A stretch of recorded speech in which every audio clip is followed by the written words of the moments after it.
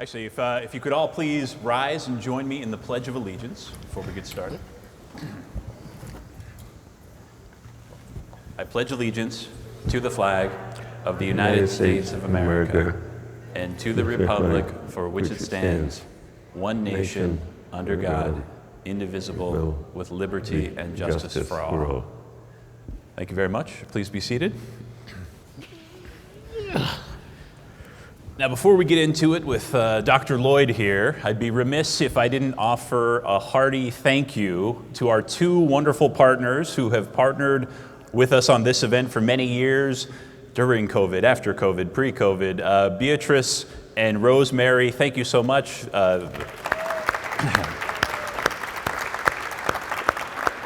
It's truly been an honor, and your devotion to why it is so important to learn about the Constitution and to talk about it. It's just been wonderful partnering with you over the years, and thank you so much for the reception, the food, the beverage. We're truly and incredibly grateful.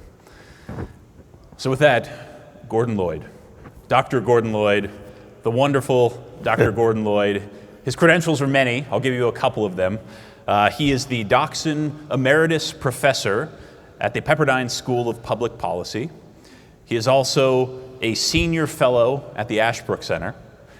He is also on the official advisory board of the Annenberg Presidential Learning Center, which is how I have come to know Gordon. And this is now our 13th consecutive Constitution Day conversation. So I'm very excited to welcome him back.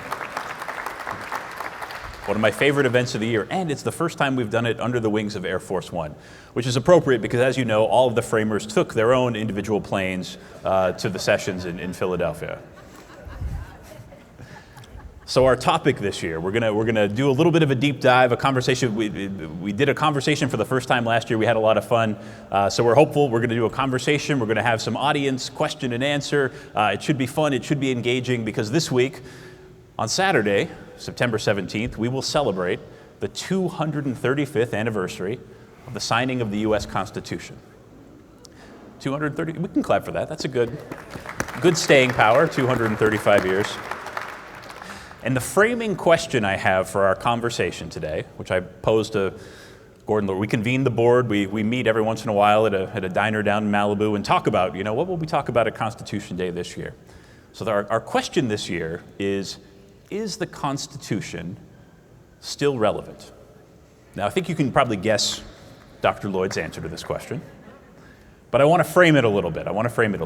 So if we look back, we rewind 235 years. We look at what the world looked like. The most advanced form of transportation was a horse, maybe a boat. Men wore powdered wigs in formal business settings, which I think we should bring back. I have one. You have one. We should have worn them. We could have been in full costume. The roads were primarily dirt roads. There was no plumbing, no electricity. So many of the things of that time and place, the world of today would look back and say, well, this is very different from the world that we inhabit now. But the question is, okay, so this document that we forged over the summer of 1787, is it still relevant today? So let's get your short answer first, and then we'll dive into it a little bit more. Well, the short answer is that the presumption behind your question about the relevance is that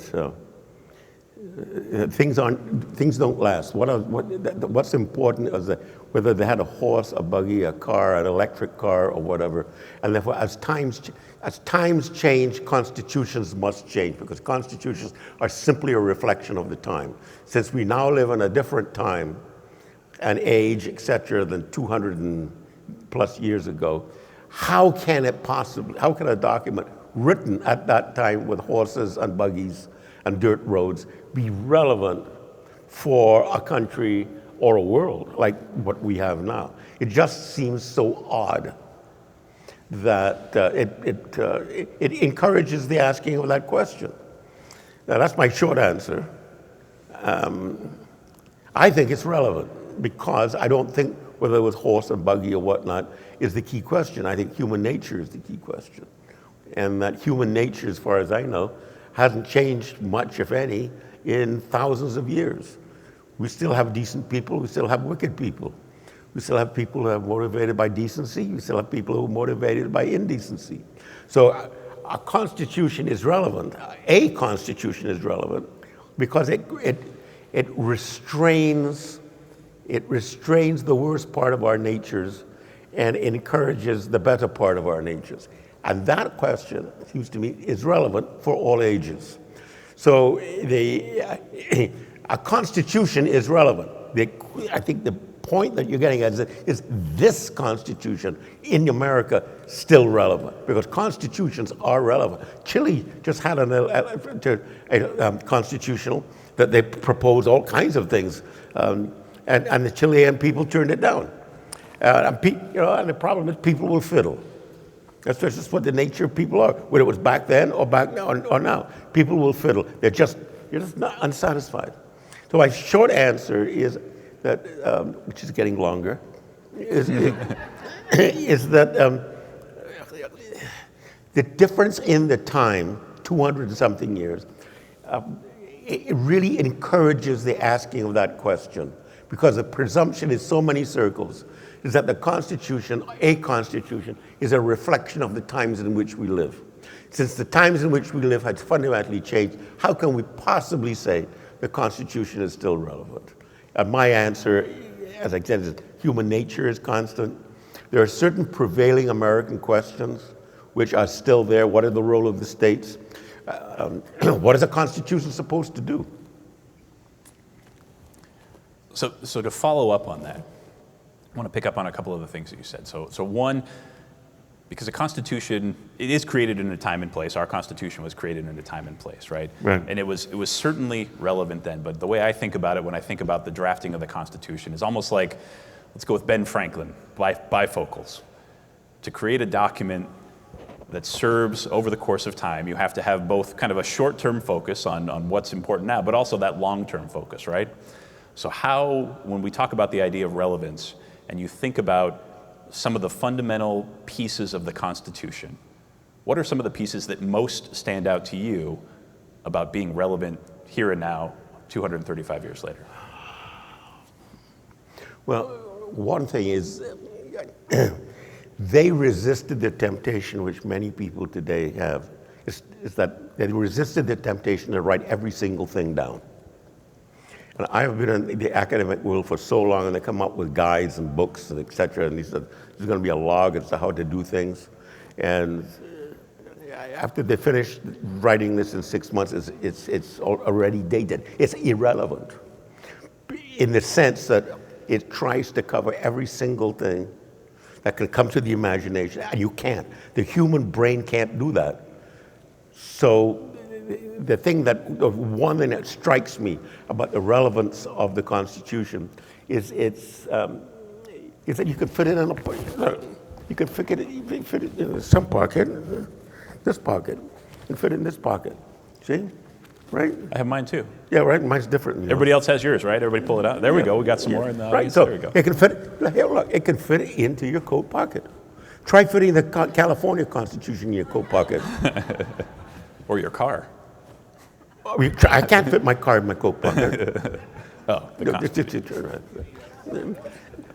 but that, I think, is its key relevance. It's compactness, which means then that you have to read it in a sort of a different way,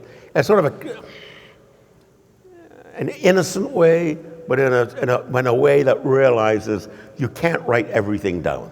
So there's got to have something for the imagination and the character of the human being. Now, there's a certain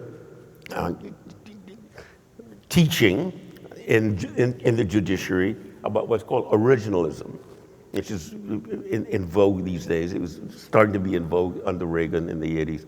And one feature of originalism is that if it ain't there, you can't do it.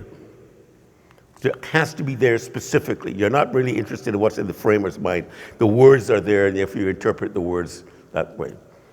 There's a certain beauty in that, but I have a problem. Part of a problem, and that is the Constitution specifically gives power to the Congress to create an army and a navy, but it does not give Congress the power to create an Air Force. So, in accordance with one, so what's that? Are you saying the Air Force is unconstitutional? One could make that argument. No, I mean, seriously, if you want to say that you can only do those things that are specifically mentioned, how can you possibly create an Air Force because the power isn't there? Well, the answer is you become American and you call it the Army Air Corps. Creativity. So what you're doing is living within the document, living within the spirit of the document, that is military defense, and you're taking care of what comes up through the ages. So you keep it relevant by keeping to the principles, defense, and at the same time realizing that it doesn't say Air Force, but you can handle that through the way in which I just said. So now we don't even call it the Army Air Corps. Don't need to do that anymore. So my problem is you can't simply, a constitution can't live if you're tied to simply completely to the language that's there. All right, there's another extreme or another alternative, which is if the Constitution is supposed to last, then we have to forget what's happening in that horse and buggy age, and we invent it ourselves. And there's, in my opinion, a very unfortunate doctrine which emerged in the early 20th century, and it is the doctrine issued by a person called Hughes, and it was that we live under a constitution, but the Constitution is what the Supreme Court says it is. Now, I think that's a very dangerous doctrine. It doesn't matter whether you're conservative or liberal, because if your liberals get in and you're conservative, it's downright dangerous. If you're conservative on the other way around, it's downright dangerous. And so what has happened, that position which is supposed to say, let it be to the Supreme Court, is very much part of the cultural wars today. So we have to take responsibility. And I don't think the framers turned it over to the Supreme Court to decide these big questions. Come back. One of the things that strikes me at the heart of the question of constitutional relevance is tied in with the idea of deliberation. Yeah. Because we are in an age that I would argue, and many people would probably argue, is not particularly deliberative. Correct. So the framers of the Constitution sat down for 6 months, hours every day, right? 8 or 9 hours a day, debating what they were going to put into it, right? Madison kept extensive notes. A portion of those kind of made it into this final document. It's the oldest and shortest government-forming document in the history of the world. Fewer than 4,500 words, so very short, very concise. But it wasn't short and concise because they were firing off a tweet of whatever was on the top of their mind. It was short and concise because they thought very deeply about it. Yeah. And then tried to take that deep thinking and put it into a compact form. Yeah, and the compact form took 88 days to produce. And during that process, some people said, this is not relevant, I'm leaving. Some people said, what has this got to do with me? Or some people said, excuse me, I have to go back to the farm, or my horse and buggy. So various things, but 39 people signed it at the end. The average daily attendance was in the 40s, 55 already. That's a remarkable achievement, and not a drop of blood was spilt. Right? So Madison opens with a plan. And the key to the plan is that the states have virtually no role to play in this new plan. Well, a wily politician called Roger Sherman from Connecticut says, that ain't going to happen. We're used to living in states and small communities. So a question comes up, are people happier in larger communities or smaller communities? And that question still remains today. Mm-hmm. And it remains in whether you choose a large university like Berkeley, where nobody, you can just be a number or whatever, nobody knows your business, and its biggest defense is no one knows your business. Or you're going to go to a nice small school where your teachers know you and you know much people's names and you might even get married. But the problem is everybody knows your business. And that frats and all that kind of stuff. Well, so are people happier in small communities or large communities? I think that question is relevant. It's relevant today, and it was relevant then. Madison thought it was better to spread people out in larger communities because the closer they got to each other, the more easy it would be for people to discover their nastiness. And the closer they can discover their nastiness and the easier they can do the nastiness, the more they'll be nasty. And Sherman is saying, but the closer people are, the nicer they'll discover their niceness. They'll look after their neighbor. So that's a big issue. So in that regard, I haven't mentioned a clause there, but that's, I think, relevant because what lies behind the Constitution is a certain theory of human nature and a certain theory of what means to live well. So that goes on, and that goes on for about 12 days as to which one we're going to have, because Madison wants to cut out the small communities, Sherman wants to preserve them. And the South come in and say, for ages and centuries, wealth has been represented. In virtually every community in the history of the world, wealth has been represented. Well, in America, what they were talking about is slaves. So after about 2 to 3 weeks, the conversation becomes Madison, large communities, Sherman, small communities, Butler from South Carolina, wealth. And so what you get on the basis of that is a compromise, which is called the Connecticut Compromise, which is, they don't just pull it out of the air. They have respect for each other, they disagree with each other, but here's the thing, they agree to move on.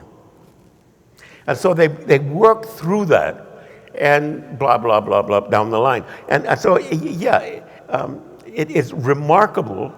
In fact, one of the best-selling books on the Constitutional Convention is called The Miracle at Philadelphia by a person called Bowen. And her understanding, what is miraculous about Philadelphia is that these three sides came together, and her main point is it's Madison and Sherman. Okay? Now, that Madison and Sherman agreement is the agreement behind how you elect the president. Because we don't directly elect the president, but we go through states. So we got the states involved, the small communities, and we got the large communities. So one of the questions about relevancy is, do the states still matter? Do the small communities still matter? And that's where Sherman is going to still make the case for the small communities. And people today are going to make the case for the small communities. There was an article in the Times, LA Times, in July, and written right after the 4th of July, and it's saying, it's not that, it's the Constitution is our problem. And what is the problematic nature of the Constitution? The Electoral College. What's problematic about the Electoral College? California has 2 votes plus, and Wyoming has 2 votes, and then there's a North Dakota and a South Dakota, 2 votes each. Right? How can that be democratic? How can that be legitimate, such and such? How undemocratic? And the answer is, how federal? And there's one feature of the entire Constitution which cannot be amended. Right? It says no state can be deprived of its equal representation without its own consent. Now, that's virtually no state is going to give its consent, right? Which means that that's Sherman. So you've got there in the amending process, how to amend. Look at how you amend the Constitution. 2/3 of the House, People's Branch. 2/3 of the Senate, the States Branch. They have to agree. Then what? 3/4 of the state legislatures or the conventions of the people. You've got all the actors involved. So the article in the Times is wrong. It's not that the Electoral College is our problem because California is underrepresented. It's that you don't take seriously the role of the states and the small communities. That's what you think is wrong. And yes, the Constitution does protect them. Let's kind of stay with the Electoral College, because one of the things I always think is interesting is, in the world now, some of us don't understand the Electoral College, some of us do, and they question the relevance of it. But the thinking that went into it, right? They spent a lot of time, and that was one of the hardest decisions that the framers came to was, what does the executive branch look like? Why does it look the way it does? And that's one they would put on the back burner and come back to it, and they kind of circled around a whole bunch of different solutions, right? So maybe if you could walk us through the deliberative process that went into what now constitutes the executive branch. Okay, you're quite correct. The executive branch was always there. It was never there because Washington was going to get elected, because even Washington was going to die. And they wanted a constitution that would last into perpetuity. Okay? Well, let's get back to that with regard to relevance in a moment, if you can remember. Sure. Right. Okay. But the electoral, where were we? So there's two things going on there. Sorry. Okay, the deliberation that went into how they... Right. So the startup, it was always in the background. We had these pressing issues of whether states fit in, whether such and such fit in. That's always in the background.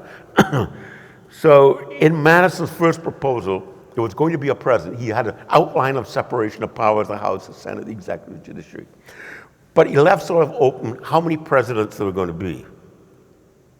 And he left open how long, and left open whether the president would be capable of being reelected. Left it on just put it in there and leave it, let it bubble a bit. So they come back, they come back, they come back. And by the time you get to August, this is May, you can get to August, here's the problem with the executive. Well, we can't determine how the president is going to be elected unless we know whether there's going to be one or two. We can't determine whether it's going to be one or two unless we know how long the president is going to serve. We can't determine that unless we know whether the president is going to be reelected. We can't answer that unless we know there's just going to be term limits on it or not. We can't answer that unless we know what the powers are. We can't answer what the powers are unless we know there's going to be one president or two. So it goes around and around. You're perfectly correct. So somewhere along the line, that circle has to be broken. Mm-hmm. So if we go to early September, there's only 2 to 3 weeks to go, and it still hasn't been solved. And it's one of what is delicately called leftovers. So they create a committee, and they call it the Leftovers Committee. It has a better word, which is called the Brearley Committee, after Brearley. And Madison's on that committee. And they go around and they decide, okay, the way to break this deadlock is to decide how the president is going to be elected. Let's say there's going to be one. So they say, yep, right, one. And we'll have a vice president. Okay. How is the president going to be elected? Madison is in favor of direct election of the president because he wants large communities, and the state boundaries are not critical to him in solving what he calls the problem of faction. Sherman is not going to let that happen. And every single important committee, Sherman is on it. And part of the labor which I've done over the years is to create an attendance record of who is there and who isn't there, and what's that, what the other. That guy Sherman, he's there. And if you're there, you can make a difference. Well, see, Madison's there every single day, right? He shows up first. Sherman he's got the plan. There. Sherman shows up after the second day. He's there all and the he's time. there. He's like, right. Let's go, Madison. Yeah, I'm toe to toe. And we're there. So Sherman is not going to have the direct election of the president because that means where do the states fit in? So what do you think they do? They make a compromise. And what is the compromise? The same compromise that they made earlier. That is, it will be a combination of representation of the people and representation of the states. So California, in the Electoral College, will have a number of votes, Electoral College votes, equal to the number of representatives it has, plus two. So each state will have representation plus two, plus two, plus two. And he said that's unfair, it's undemocratic. That's, the LA Times article said, that is the core of our problem. That is the core of why we cannot get things done. And it's unfair and undemocratic that Wyoming and North Dakota should have the same amount of clout there as not. And so the answer would be we would never have a constitution without making that compromise. And the issue today is that still relevant? And you can, look, what are some of my conservative friends tell me, that a great change occurred with the passage of the 17th Amendment. I agree. The progressive income tax and the whole progressive agenda. But this is what I point out to them. That progressive amendment is an amendment. It passed 2/3 of the House, 2/3 of the Senate, and 3/4 of the state legislature. You can't get closer to the deliberate sense of the community than that. So that's not a coup. It was the people themselves. So if it's a debacle, the people brought it on themselves, which raises the next relevant question is, you can't have this constitution without the people who know how to govern themselves. So that may have been a mistake by the people to do that, but it was constitutional. Okay? So I think that we need to sort of unravel a number of things. I think, for example, the passage of the prohibition, I think that was wrong, but it's constitutional, right? You can't get, so to me, what is constitutional is what comes as closest as possible to capturing the deliberate sense of the community. And that requires tradition, it requires principle, it requires education, it requires compromise, it requires a rolling consensus through the ages to get it like that. So Madison wanted a constitution that would last into remote futurity. That's his words.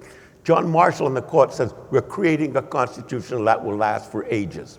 Well, then you cannot simply use a word which existed in 1787 and insist that nor can you use a word which you use today and insist that that's the only thing that matters and nothing else matters.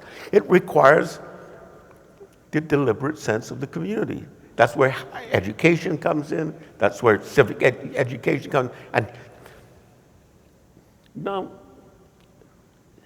there was just a study in New York, Los Angeles Times that came out showing the. Did you say it was my Los Angeles Times? Well, there used It's not to be, my Los Angeles Times. That's a kind of a joke because about 4 or 5 years ago, the Los Angeles Times used to advertise, your Los Angeles Times is coming such and such. So I just cracked that joke with people who I know don't particularly are interested in the Los Angeles Times. Your Los Angeles Times. It goes over the people's head because it's deemed to be no longer relevant. Where was I? I think you were making the case that the Constitution is more relevant than the Los Angeles Times. And it has endured longer and will. Yeah. Anyway, look, here's the point.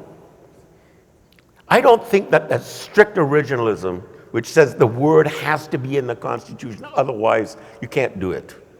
Nor do I think an easygoing, flamboyant, we're here, we can do whatever we want.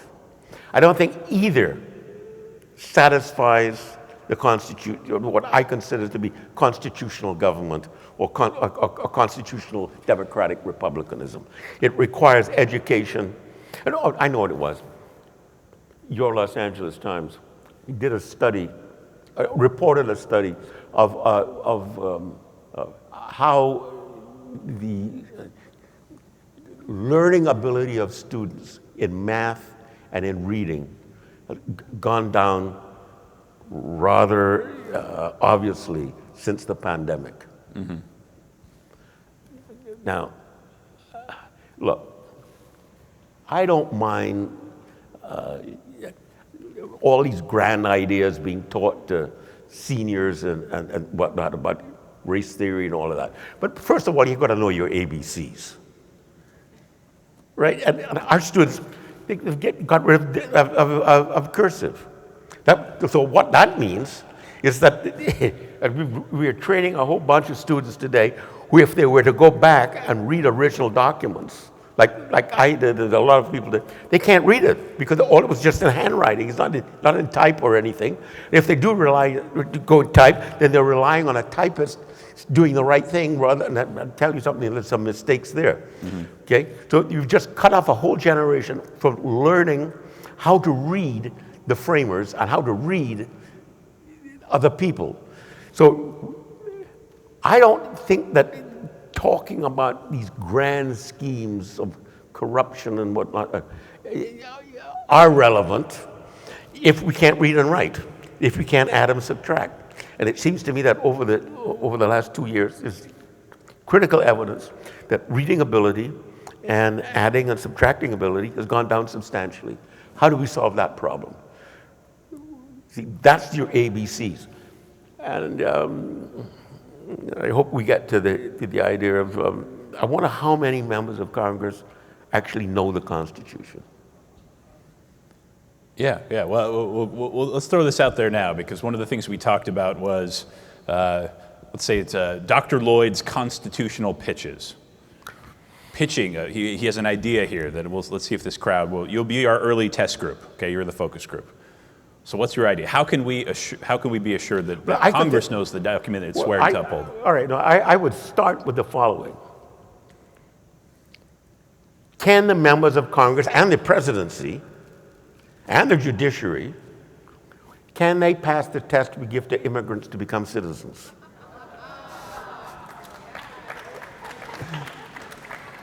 It sounds like, wait, let's see. How many are taking an audience poll? Is that a good idea? Yeah? All right, I think you have some fans here of your idea. No, I can tell you something. I have a certain initial data response. Only 30% of 12th graders in the United States can pass that test. Would you estimate the number of people in Congress is higher or lower than that number?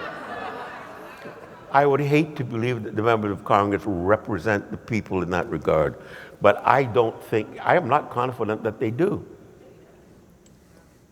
And look, the tests that they ask, the immigrants are not, what if? They're more ABC questions. Mm-hmm. And I remember getting a question, which was, and I was a bit of a smart aleck. Not surprising. And one question, and you have to get 5. I'm not going to go through all the 5 because I was in the examination room, people coming in and going out, and I was still there. I think the examiner enjoyed my company. But one question I get was, we not only have presidents, we have a governor. I said, yeah, that's because of Sherman. And Sherman insisted on the role of the states. And that's why we have state government. The guy's rolling his eyes. He says, I want to know who runs the government of California. I said, we the people. I think it would be difficult to proctor the test with you taking it. He finally gave me a clue.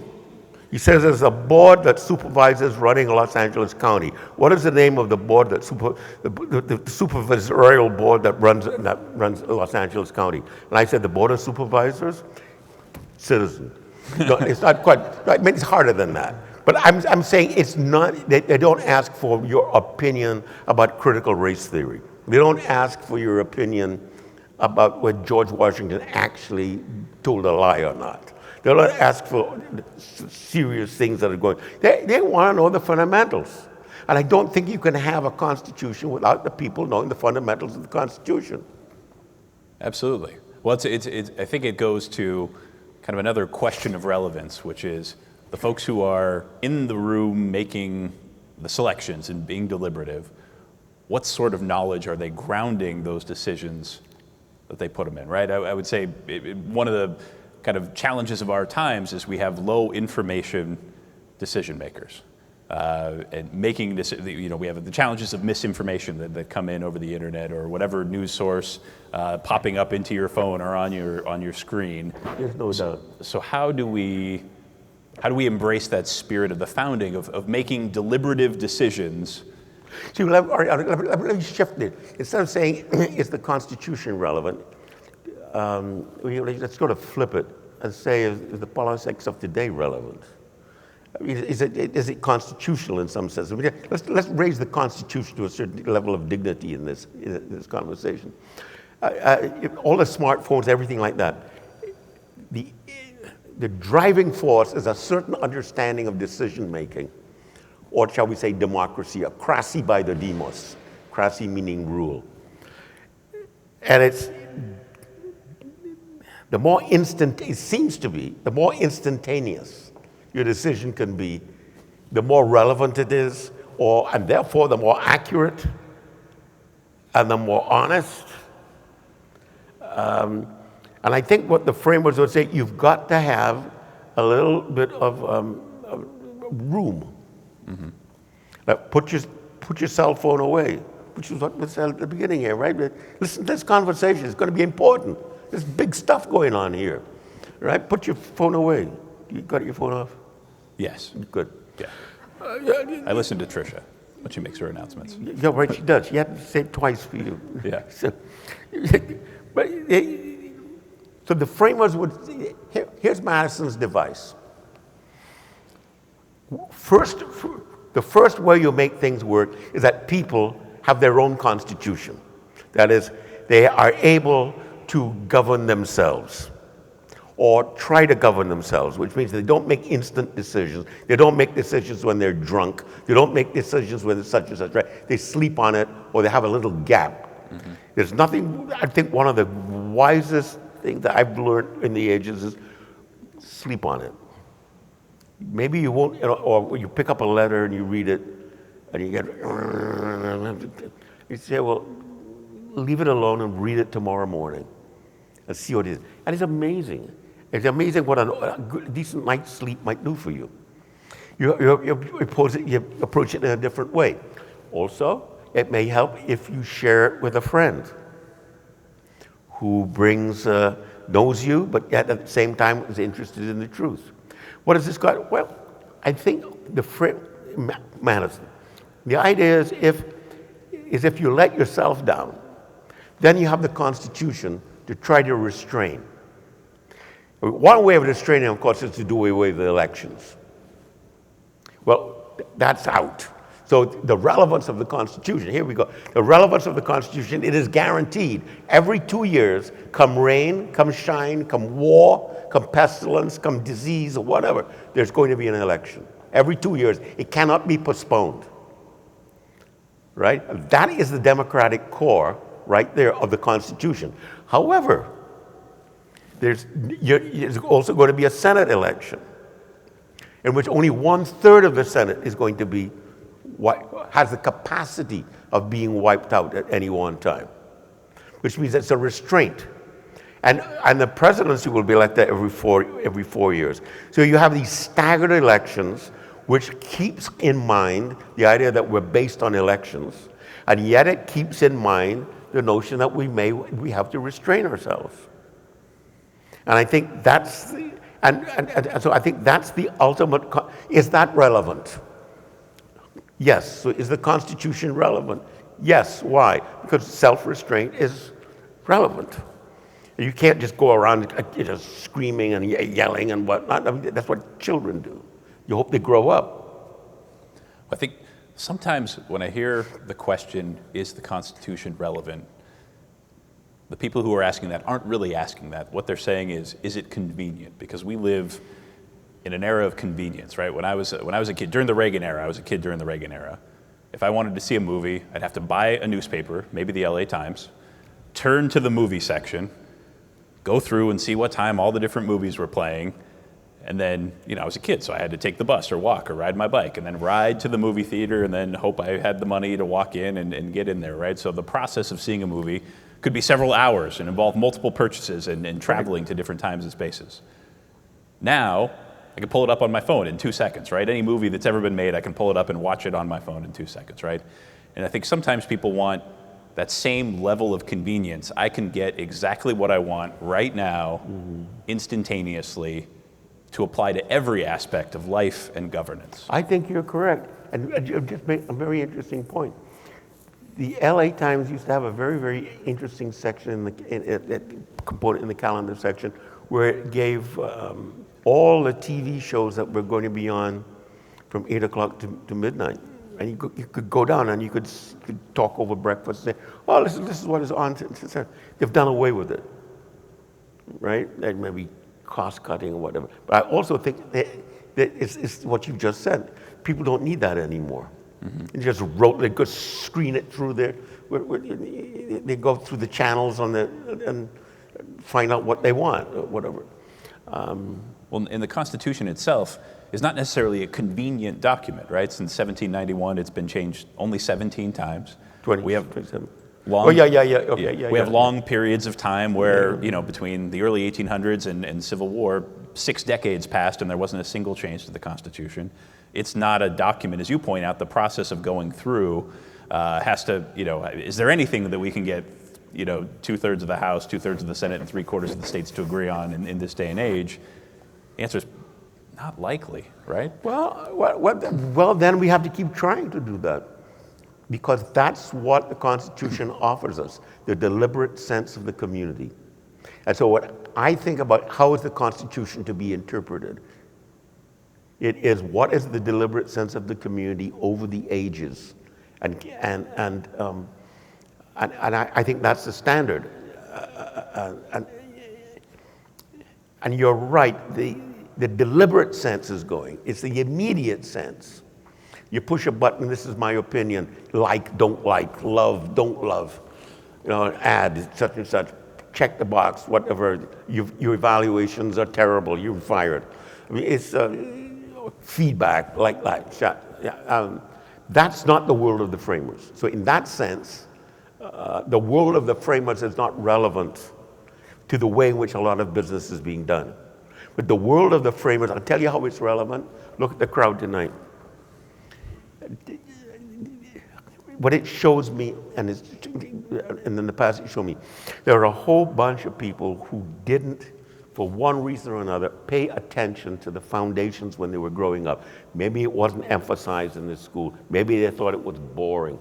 They didn't think about it. That's nonsense. Well, why should I learn about the separation of powers? I have the Supreme Court to make those decisions. I have such.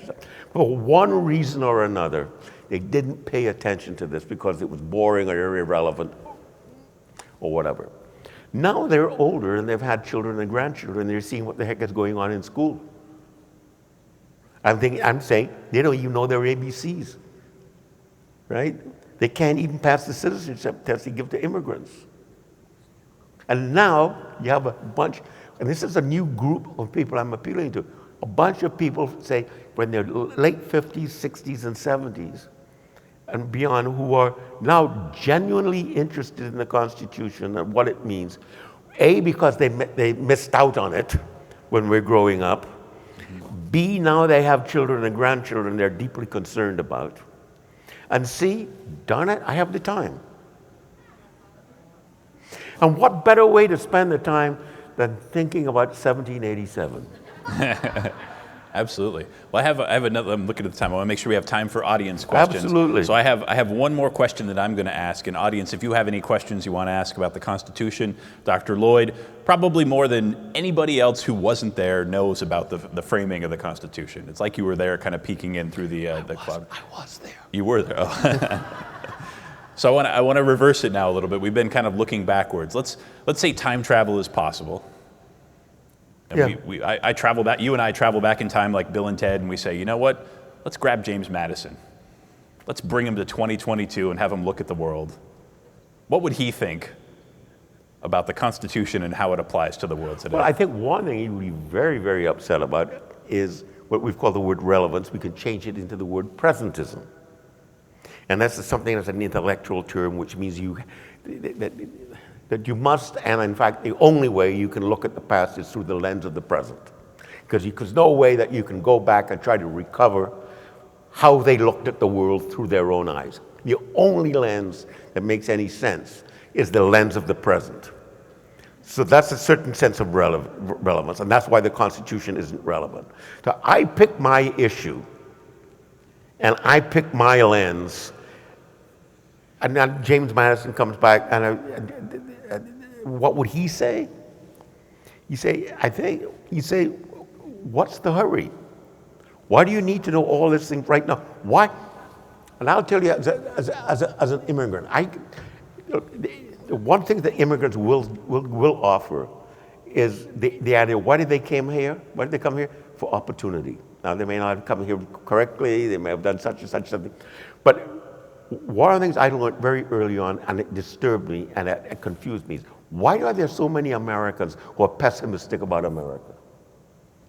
And there are so many immigrants who came like me who were full of optimism, right? Why is that? And I've spent a lot, and I think Madison would ask that question. Why are you so pessimistic? Right? You're living in, this Constitution has lasted for a heck of a long time, and the reason it's lasted is not because of the Supreme Court. The reason it's lasted is because we have managed to cultivate the deliberate sense of the community, a certain affection for, as Reagan would call, informed patriotism. Not blind patriotism, or not just informed nonsense, right? It's a very delicate thing. Civic education, there's no theory, in my mind, there's no theory of civic education. I think it's what Madison would say. Civic education is related to the civic community in which you live. It is particular. Okay? So he would ask, well, what particular community do you live? And he would come back and say, what are people quarreling about? Are people quarrelsome and contentious? If people, and you would say, yeah, we're quarreling about this and that. Well, what are you quarreling about? In his opinion, back then, the most common source of faction and quarrelsome and contentiousness was property. Okay? And so how do you solve the property question? Well, there's two ways to property. One is distribution, how much you have, how much I have, and that becomes what is known now as the equity inequality issue. Or the other one is, does it really matter whether somebody like Gates and the other people have so much more, as long as you, yourself, are having the opportunity and are rising through the ranks and are getting ahead and fulfilling your own sense of the American dream, okay? I think Madison would emphasize that. You don't, forget distribution theory. That's going to get you into a whole bunch of problems from socialism on, and no one's ever going to be satisfied. The key question is, are you improving your condition? Or as Reagan said, are you better off today than you were 4 years ago? That's a very Madisonian question. And focus on that question. And don't be utopian. I find people today are incredibly utopian. And if they don't get it now, then somebody's stepping in the way of them, and they're an obstacle. Madison would encourage moderation. He would encourage slowdown. He would encourage, why are you trying to move so quickly? And I think he would encourage the members of Congress to pass his citizens test. Excellent. All right. Let's see if we have some questions from the audience. I think we have a couple of staff members who have microphones, so please put your hand up. Our staff member will come and they'll hold the microphone for you. Looks like we have one up in front here. Yes, well, we talked a little bit about the Constitution, and I was wondering what you would talk about as the Constitution now doesn't exist anymore. I understand that it's changing. There are articles that are changing, and it's normal. It's adapting to the present time. But I think, for example, that the liberty of speech, the liberty of expression, well, hasn't changed. And it is, right now, it's abolished. We have lost it. The freedom of having a possession, a property, we're going to lose it.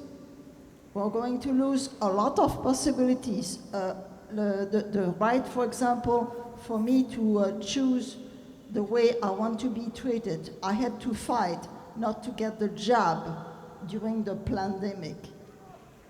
Well, you're asking a lot of a constitution. I mean, what is a constitution supposed to do? A constitution is supposed to provide a general structure and outline by which you go about doing your business and settling the issues and your problems. Number one is election. Turn up, show up, argue, such and such. But here comes the rub. If you lose, you shake hands and you say, well, till next year. And you go for next another time. That is what I think we're losing. We're losing the notion. What happens if I lose? That's something that happens, that Tony is getting at in terms of the convention. Not everybody won. People had to bend. People had to compromise. They had to do such, and they came back day after day. What's that? I have the freedom of speech, and I'll take it. That's good, but don't take it away from me. I won't take it away from you.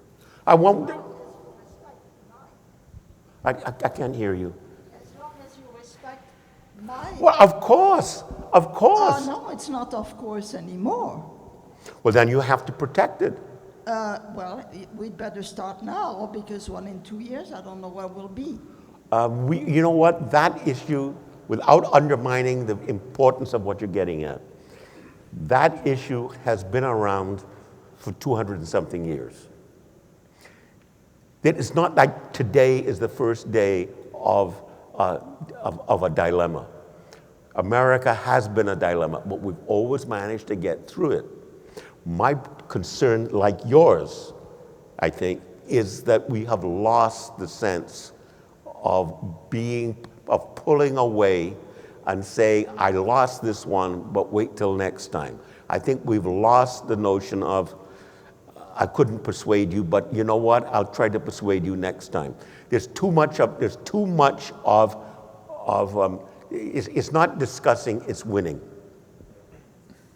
See, Madison didn't set up a winning constitution. He set up a deliberative constitution in which winning would emerge from the process by which you discuss and deliberate.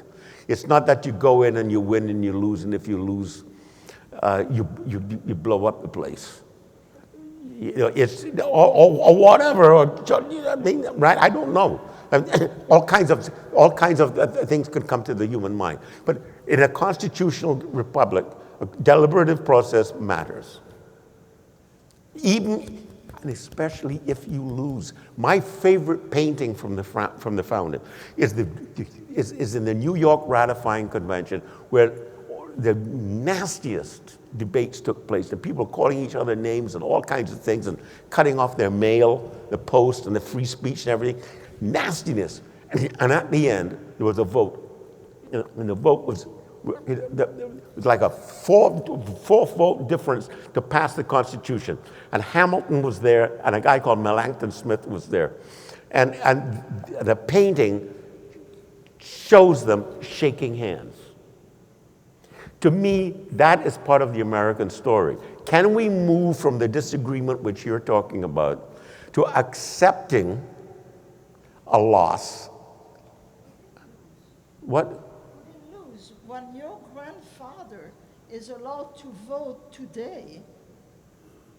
My grandfather is dead. Exactly. That's my point. But though he might have voted. My grandfather was a coal miner in the north of England. That's what we have nowadays. We have people who are dead who voted. We have people who are not citizens who voted. And that's why I'm saying I didn't lose. My president didn't lose the election. Well, fine. I think the issue of whether citizens, what the citizens are or not voting, or people who are not citizens are voting, is, in my opinion, not a reason to abandon the Constitution. It's a reason to become more aware of what. People have often asked me, give me one example in the Constitution to prove that we're a democratic republic. And I said, tell them this: no titles of nobility, no aristocratic titles, no monarchy. That's what a democratic republic means, okay? So it means then that people get there, not like King Charles got there because his mummy died, right? That's the only reason he's there. It's not because we chose him, or they chose him, or whatever it is, or he's competent.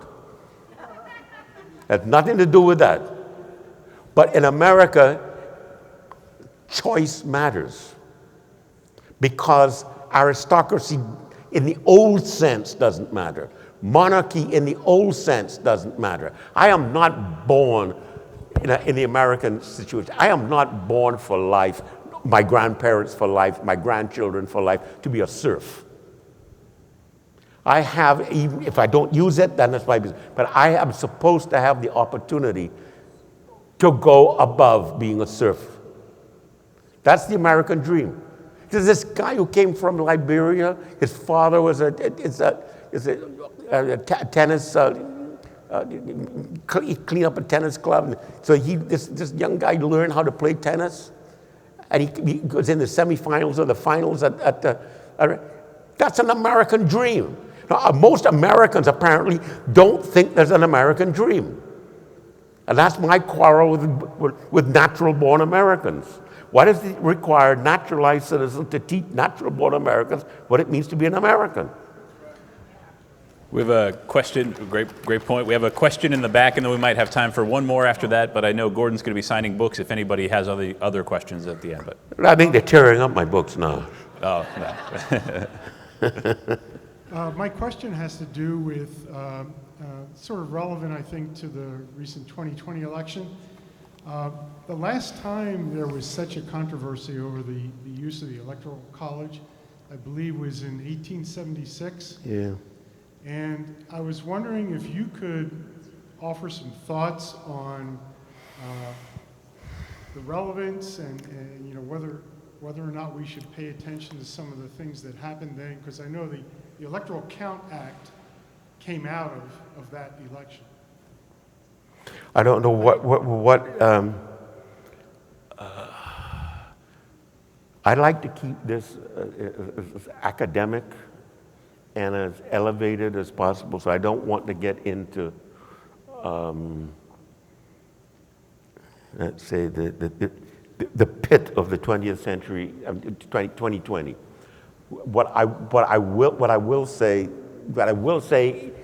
dealing with the Constitution, when I read the Constitution, the Vice President's declaration of the votes, etc., is ceremonial. I don't see anything in the Constitution which would give Vice Pence the authority to alter the Electoral College. Whatever you say about the Electoral College, it protects the states and it protects the nation, and that there, for reasons that I don't quite understand, there's a huge role of ceremony and validation in the United States from 1774 on. And so one answer, I think, to your question is, if you're asking me, did Mike Pence have, as a vice president, have the authority to declare electors this, that, and the other, I would say no. There's a ceremonial job, and a ceremony is important even in a republic that has rejected the very idea of monarchical and aristocratical ceremony in carriages and all of that kind of stuff. And we think that's nonsense, quite correctly so.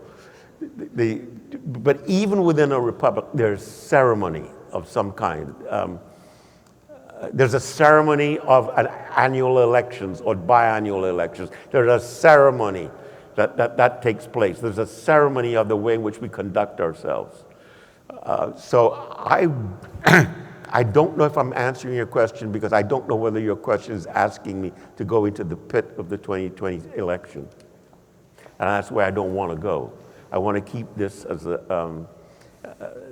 is the Constitution relevant? Absolutely. All right. We have time for maybe one more question. How about over here?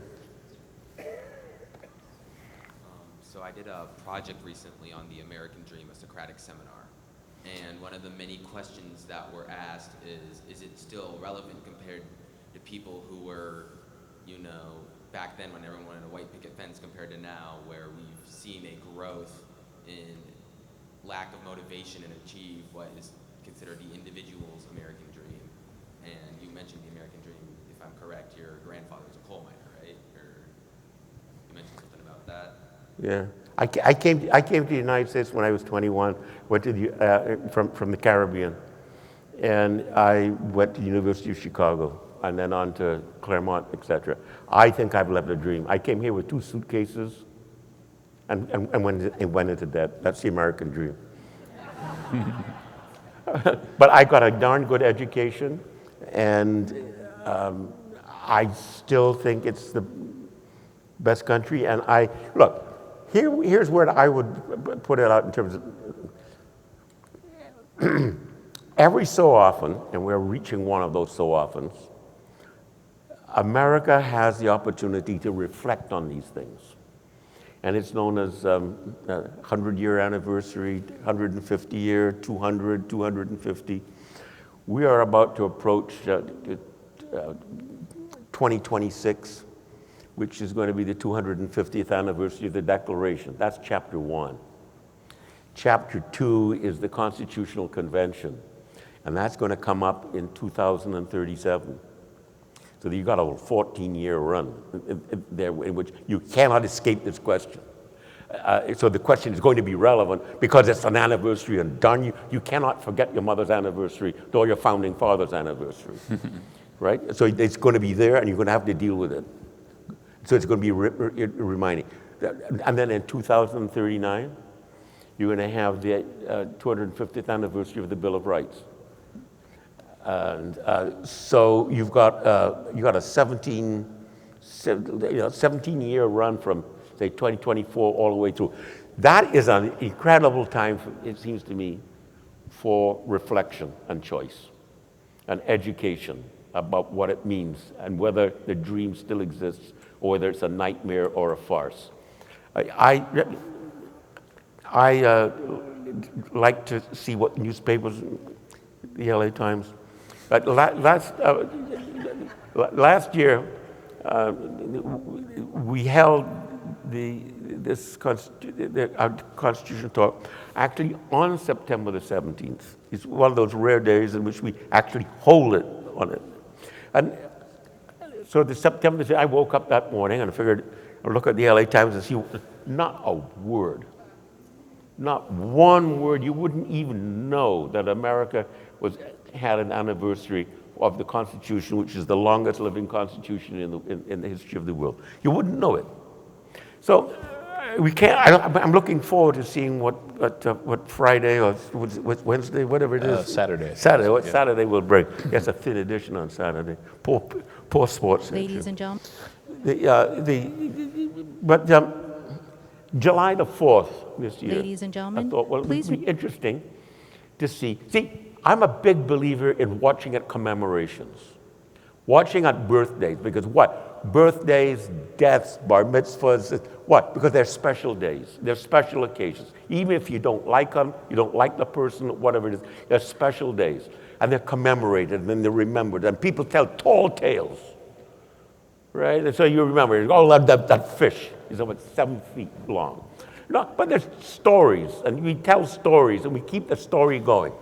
And so I think it's very important to watch what happens during these periods of commemoration. July the 4th this year, they had cartoons, 9 cartoons in the LA Times on the editorial page. And it meant, it was what the Pledge of Allegiance means to me. And 8 out of the 9 said not one darn thing. It's useless, irrelevant, it doesn't touch me. It doesn't have anything to do with my life. And there was one person who said it was, what was a member of the working class. So I think you should watch those. Watch it. You do it in your own life. I'm not asking you to do something you don't automatically do in your own life. Even if you don't want to, your child or your father or mother has a birthday, and for goodness sake, if you forget your mother's birthday, you're in real trouble. So these things happen in life. They're part of a story. Whether we like it or not, there are events that take place and push us to think. We're going to have now a long run. And I think I'm not going to be here for all the run. I wish I could be here. I won't be. I wish I would be wait for 2037, because that would be my heyday. It would be, I really would have a great time. Absolutely. Yeah. I'll talk to Madison about it. Sure. Bring it back. Well, I think that's a good place to wrap. I know we might have some more questions. I know Gordon's going to sign copies of the book that you should have gotten when you checked in today. There's a table right over there by the presidential limo. Gordon will be shrouded in the trappings of executive privilege right in front of the presidential limo. All right, we want to talk about one political issue that does bother me, because I won't get into the pit of that, but it does bother me that the current president can sign a bill. I mean, no, not sign a bill, declare the debt to be free for students without even having to go through Congress. And Congress doesn't give a rip. You see, and that is what bothers me. It doesn't matter whether it's a Democratic president or Republican president. We now get into the habit that the only elections that matter are the 4-year. We even call those other elections midterms. What's mid about them? Or off year. What's off about them? They stink? You can make the argument. Well, it's about time our members of Congress behaved like members of Congress and stood up and said, you can't do that. That's apparently the only thing, right? The blessings of liberty upon you. Yeah. So with that, please join me in thanking Gordon